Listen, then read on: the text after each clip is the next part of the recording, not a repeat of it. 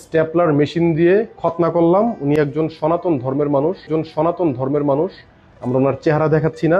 ভাই, সনাতন ধর্মের মানুষ তো তখনই খতনা করতে পারে যদি একটা খতনার মাধ্যমে তারা 100 জন মুসলিম বোনের ইজ্জত লুটে নিয়ে তাকে ধর্মান্তরিত করতে পারে। না হলে এই সনাতনী যারা মুসলমানদেরকে এতটাই ঘৃণা করে যে ডাক্তার যদি তাদেরকে বলে সুস্থতার জন্য হলেও তোমার খতনার প্রয়োজন, শুধুমাত্র মুসলমানদেরকে ঘৃণা করার কারণে সে এটা করতে রাজি হবে না। আর যখন সে এই জিনিসটাই স্বেচ্ছায় এসে ডক্টরের কাছে সে খতনা করতেছে, তাও আবার এই বয়সে এসে, তাহলে বোঝা উচিত আপনি মুসলমান হিসেবে ভাই নিশ্চয় এটা তাদের সেই ভাগাওয়া লাভ ট্র্যাপের অন্যতম আরেকটা প্রধান নতুন অস্ত্র, তারা নতুন ফাঁদ তৈরি করতেছে। এই খতনা নিয়ে তারা মুসলমানদেরকে উপহাস করে, তাদের ধর্মীয় বক্তারা উস্কানিমূলক বক্তব্য দেয়। কোনো কিছু কাটলে মুসলমান হয় না, এটা কোনোদিন হয় না, হতেই পারে না যে আমরা মুসলমানই হব।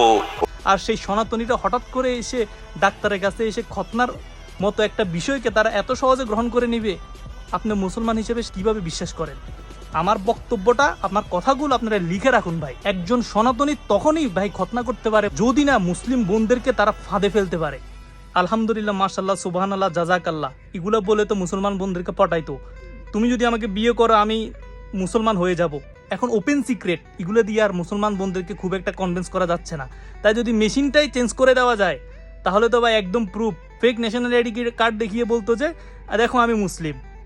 আর এটা যদি চেঞ্জ করে দেওয়া যায় তাহলে তো এক কথাই আমি মুসলমান, আর কোনো সন্দেহ থাকলো না। এই ব্যাপারে আমাদের মুসলিম বোনদের এখনই সচেতনতা বৃদ্ধি করা প্রয়োজন, কারণ ফেক এনআইডি এবং ফেক বার্থ সার্টিফিকেট এগুলো দিয়ে তো অনেক মুসলিম বোনদেরকে তারা বিভ্রান্ত করে ধর্মান্তরিত করতে সক্ষম হয়েছে এবং তাদের ফাঁদে পড়ে অনেক মুসলমান বোন তাদের ইজ্জত হারিয়েছে। আমি বলতেছি এখনই আমাদের সচেতনতা বৃদ্ধি করা প্রয়োজন।